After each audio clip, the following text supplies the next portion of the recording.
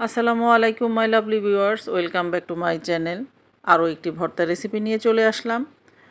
আজকে তৈরি করে দেখাবো টক পাতার ভর্তা।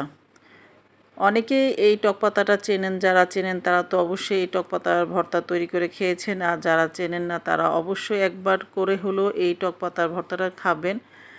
একবার খেলে কিন্তু বারবার খেতে মন চাইবে এমন একটি ভর্তা। আর আশা করছি আমার আজকের এই ভর্তা রেসিপিটি সবার কাছে অনেক ভালো লাগবে। তো চলুন কিভাবে এই টক পাতা দিয়ে ভর্তা তৈরি করলাম সেটি আপনাদের সাথে শেয়ার করছি। প্রথমে লাগবে আমার এরকম টক পাতা, আর এই টক পাতাটা অনেকেই চেনেন, এটাকে কে কী নামে ডাকেন জানি না, আমি তো টক পাতা বলেই ডাকি। এই পাতাগুলোকে প্রথমে আমরা বেছে নিয়ে নিচ্ছি, তারপর ধুয়ে পরিষ্কার করে একটি ছাঁকনিতে ছেঁকে নিব। চলে আসলাম চুলাতে, চুলায় একটি কড়াই বসিয়ে জাস্ট অল্প একটু তেল দিয়েছি। আর এখন আমি এই তেলের মধ্যে এরকম একটি রুই মাছের লেজ সামান্য পরিমাণ হলুদ, লবণ আর মরিচের গুঁড়া দিয়ে মেখে এটাকে ভেজে নিচ্ছি। যেহেতু অনেক সময় কিন্তু আমরা এই মাছের লেজটা খেতে চাই না, বাচ্চারা তো খেতেই চায় না, কারণ এর মধ্যে প্রচুর কাঁটা থাকে।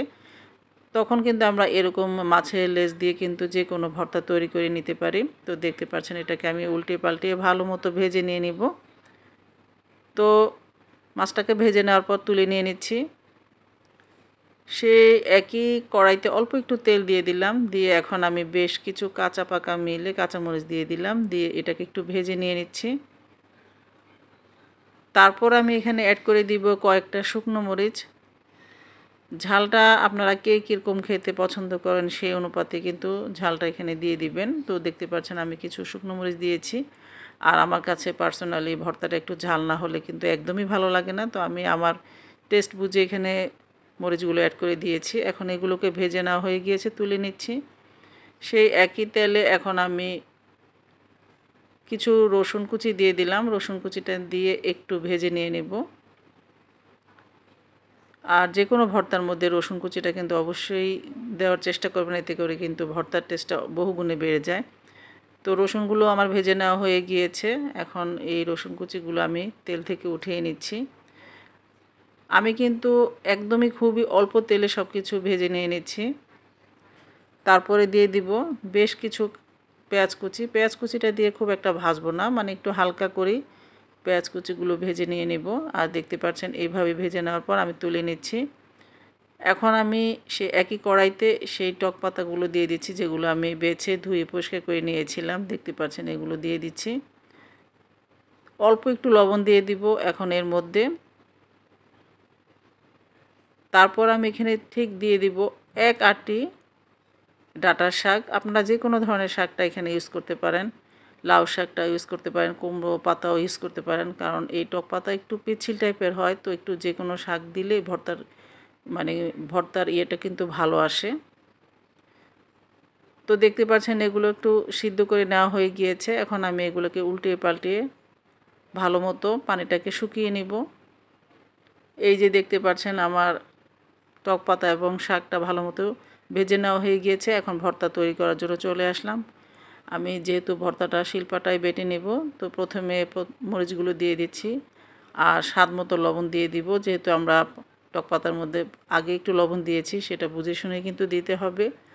তারপর লবণ আর মরিচগুলোকে ভালো মতো বেটে নিচ্ছি। বেটে নেওয়া হয়ে গেলে এখন আমি সেই ভেজে রাখা রসুনগুলো দিয়ে দিচ্ছি। রসুন কুচিটা দেওয়ার পরে আবার এটাকেও বেটে নিব, সুন্দর করে বেটে নিয়ে নিচ্ছি। তারপর যেটা করব, আমি যে মাছের লেজটাকে ভেজে নিয়েছিলাম সেটাকে ভালো মতো কাঁটাগুলো বেছে নেব। যেহেতু মাছের লেজের মধ্যে প্রচুর কাঁটা থাকে, তো সেক্ষেত্রে একটু সময় নিয়ে কাঁটাগুলো বেছে নিতে হবে। এই যে দেখতে পাচ্ছেন মাছগুলোকে আমি বেছে নিয়েছি। আর বাটার সময় যদি এরকম কাঁটা পান তাহলে সেটাকে বেছে ফেলে দিবেন। তারপরে মাছগুলোকে বেটে নিচ্ছি। বেটে নেওয়া হয়ে গিয়েছে। এখন আমি সেই টক পাতাগুলো দিয়ে দিচ্ছি, যেগুলো আমরা ভেজে নিয়েছিলাম। তো দেখতে পাচ্ছেন সে ভালো মতো এখন টক পাতাটাকেও বেটে নিব। আর একদম মিহি করে বেটে নিতে হবে এমনটা কথা নেই। তো দেখতে পাচ্ছেন এখন সব কিছু বেটে নেওয়ার পর আলতো হাতে করে এটাকে মেখে নিয়ে নিব। সব কিছু একত্রে করে নিচ্ছি।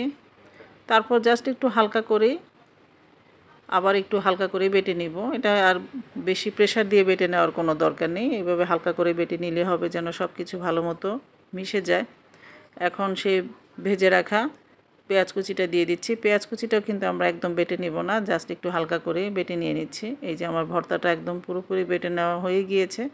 এখন আমি সব কিছু আবার একত্রে করে ভালো মতো মেখে নিব, যেন লবণ মরিচ সব কিছু ভালো মতো ঠিকঠাক থাকে। ঠিকঠাক থাকার জন্য এইভাবে কিন্তু একটু মিক্স করে নিয়ে নিতে হবে।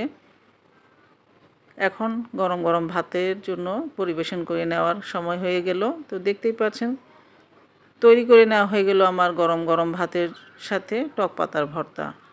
আশা করছি আজকের এই ভর্তার রেসিপিটি সবার কাছে অনেক ভালো লেগেছে। ভালো লাগলে অবশ্যই একটি লাইক দিয়ে দিবেন, ফ্রেন্ডস অ্যান্ড ফ্যামিলির সাথে শেয়ার করবেন। আজ এ পর্যন্তই, সবাই ভালো থাকবেন, সুস্থ থাকবেন। দেখা হবে নেক্সট কোনো ভিডিওতে। সে পর্যন্ত আল্লাহ হাফেজ, আসসালামু আলাইকুম।